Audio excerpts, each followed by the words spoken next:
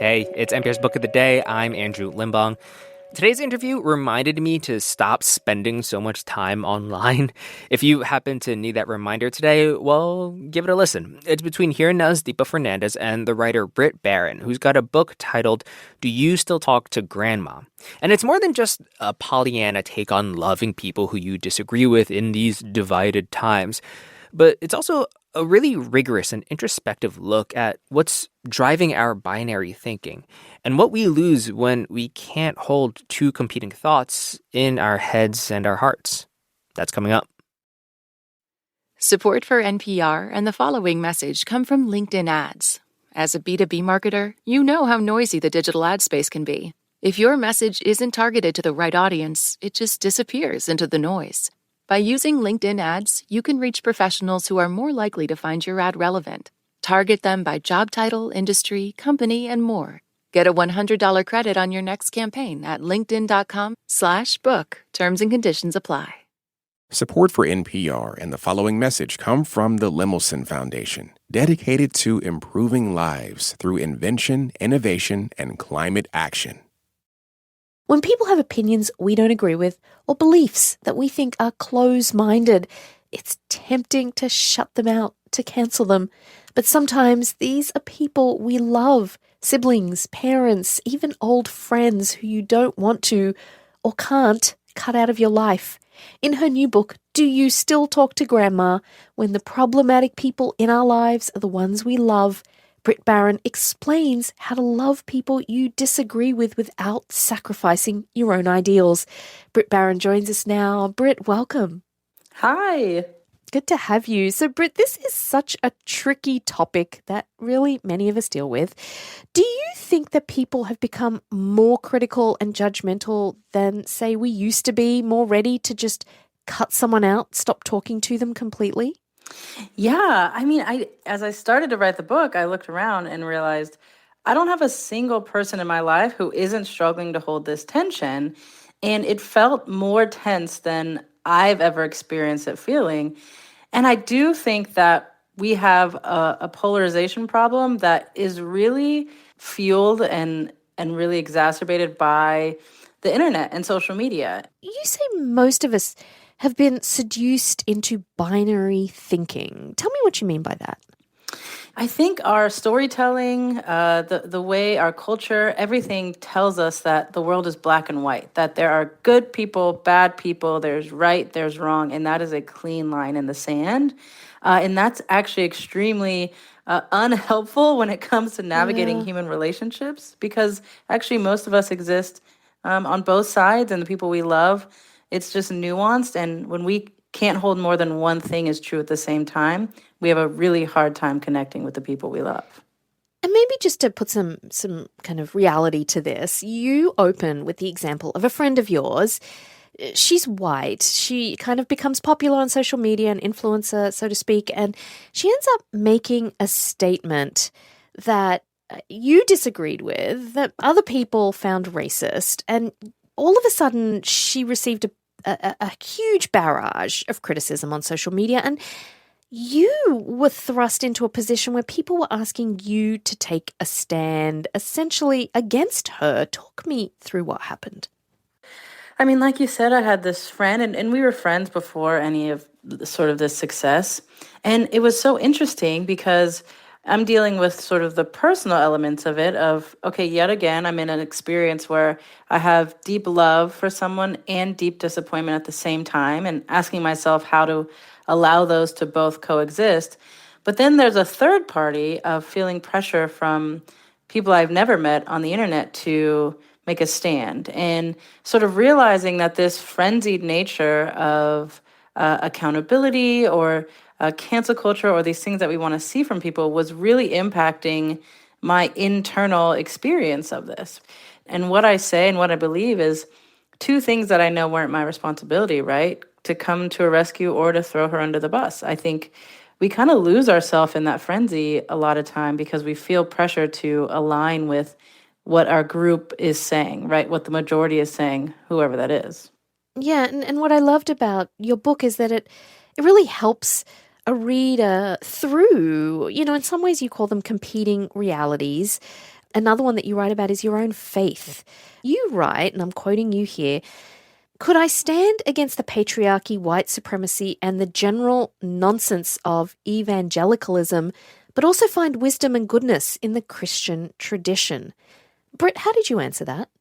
I think it's been a long journey, but the answer is yes, I can, right? I've done a lot of deconstructing of my faith and the way that I grew up, and at the same time saying, hey, is there wisdom in these stories that I've heard since I was a child? Is there goodness to be found here? Again, the binary thinking would tell me, okay, it has to be all good or all bad. And the reality is it's both. And that has opened up my eyes to be able to do that with more things than just my faith, with relationships, with, all sorts of things. Let's talk about people online, because your book is very much a critique of the social media age. You call this place our society finds itself a life lived on the internet, where we see and make judgments based on snapshots of people.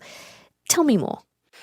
I think as much as we would want to believe that something we see online is the wholeness of who someone is, it really is a snapshot. And I think what's hard is we're taking only a snapshot and we're saying everything that you are, like the sum total of who you are, I can figure out from just this one thing that you posted.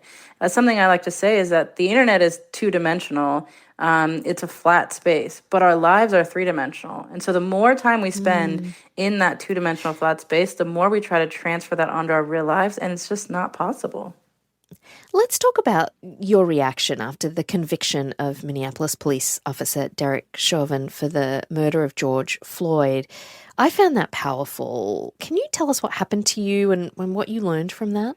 Yeah, so it was a day that had been long awaited. As a Black woman in America, I had lots of thoughts and feelings about how this was going to go down. And it was so interesting because once the verdict came out and it was guilty, the very first thing I did was reach for my phone. I had this deep feeling like I have to say something on the internet. And so I started posting and I said like guilty with praise hand emojis. And then I went to an activist that I respected and they said, you shouldn't be celebrating, George Floyd should still be alive. So I was like, okay, take away the praise hand emojis. And then I was like, maybe I'll just put guilty. And I went to another activist page and they were like, oh, this isn't justice, it's accountability. And I was like, okay, well now I don't know what to write. And then I go to another person's page and they say, oh, don't let anyone tell you can't celebrate. So I'm like, okay, so I can put praise. And I just got wrapped into this frenzy. And eventually I realized I just wanted to put down my phone and I told my wife, like, I just want to cry. And I sat on the couch and I cried with my wife, no explanation necessary, no one to critique the tears. And it was just such a stark, reminder and example of the frenzied nature and our need to belong to these internet groups and how far that has taken us away from our own selves and our own reactions and emotions. Part of what you're doing in this book is looking at why. And you point out that when we're wronged, we often seek retribution rather than transformation. You use the example of your old boss who ran a megachurch. Briefly tell us about him and how you were conflicted about what you wanted to happen to him if one day he actually came out as someone who supported queer folks in the church, and what that has to do with retribution versus transformation. James Baldwin says, I imagine reason people cling so tightly to hate is because they fear once the hate is gone, they'll be forced to deal with pain. And I think about that because my old boss, as you said, is someone who was very homophobic, not affirming of queer people. And so I think about the reality that one day he could wake up and have gone through some kind of confirmation or, transformation and becomes affirming. And then I imagine that everyone might be celebrating him for that. And he'll go straight into this sort of like ally and hero. And there's a part of me that doesn't want that. Like I want him to experience shame and I want him to have to go through what I went through. And then I want him to change his mind. Right. And so that's my barometer because I have to ask myself, what is it that you really want? Is it transformation for these people and these ideas? Or is it a sort of retributive, like revenge? And so I think about, going through the pain and dealing with that and then really allowing myself to want transformation, even if it doesn't look how it looked for me. Yeah, it's such a deep question. And that really brings us right back to grandma or to people in our lives, friends, family members who aren't public figures. How can we keep the loved ones in our lives and also keep an open dialogue, even when we disagree? One of the biggest things that I think I've learned in writing this book is that my ability to access empathy for the versions of myself that existed before this one, that if I can hold that empathy and nuance for myself, then that's actually the only way that I'll ever be able to do it for someone else. And then I'm able to approach a conversation with a lot more empathy and compassion and actually seek understanding and conversation rather than feeling like I'm sort of on a high horse looking down on anyone. Because the reality is we're all on this together. And if liberation isn't for everyone, then it's not really liberation. It is a really good and cathartic book for our current times. Brit Barron is the author of Do You Still Talk to Grandma When the Problematic People in Our Lives Are the Ones We Love? Brit, thank you so much. Oh, thank you so much for having me.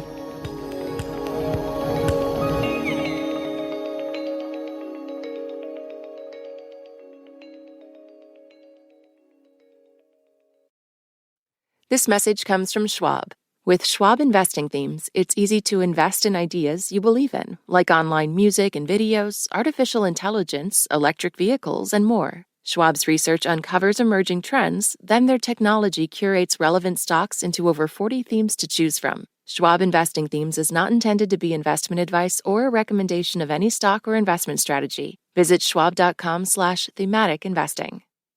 This message comes from Indiana University. Indiana University drives discovery, innovation, and creative endeavors to solve some of society's greatest challenges. Groundbreaking investments in neuroscience, climate change, Alzheimer's research, and cybersecurity mean IU sets new standards to move the world forward, unlocking cures and solutions that lead to a better future for all. More at iu.edu/forward.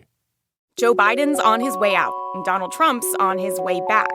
Want to know what's happening as the presidential transition is underway? The NPR Politics Podcast has you covered with the latest news and analysis. Listen to the NPR Politics Podcast.